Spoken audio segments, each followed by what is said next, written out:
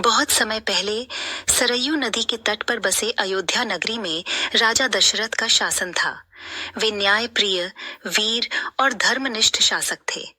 उनके 4 पुत्र राम, भरत, लक्ष्मण और शत्रुघ्न राज्य के 4 दीपक थे। सबसे बड़े राम मर्यादा, सत्य और करुणा के प्रतीक माने जाते थे। अयोध्या का हर नागरिक उनसे प्रेम करता था।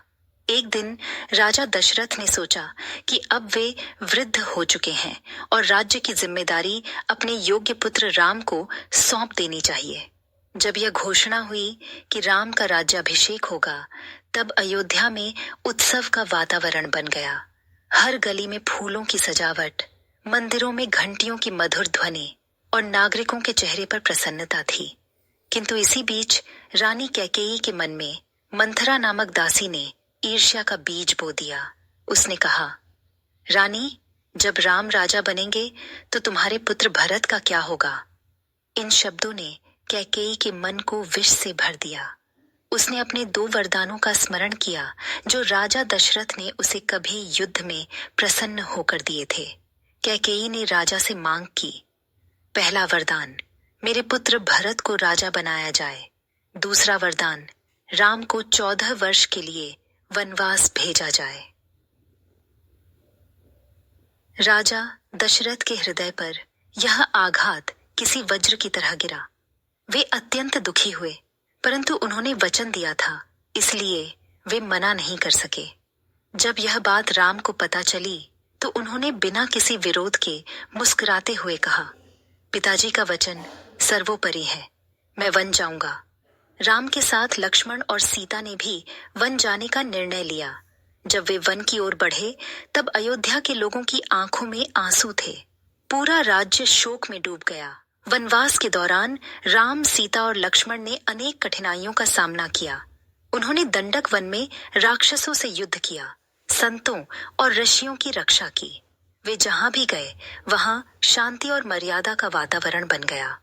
लेकिन एक दिन राक्षस राज रावण ने छल से सीता का अपहरण कर लिया।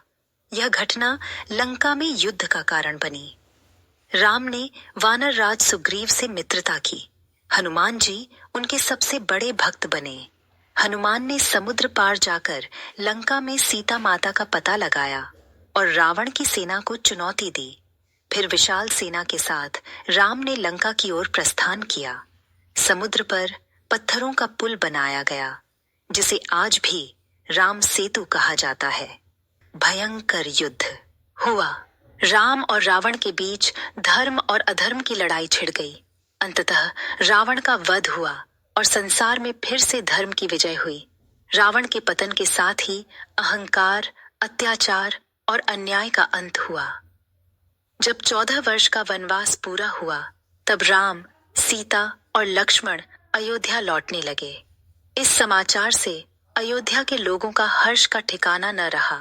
भरत, जिन्होंने राम की जगह सिंहासन पर नहीं बैठे थे, बल्कि उनकी खड़ाओं को राज सिंहासन पर रखकर शासन किया था, वे स्वयं राम के स्वागत की तैयारी में लग गए। जिस दिन राम का आगमन हुआ, वह अमावस्या की रात थी।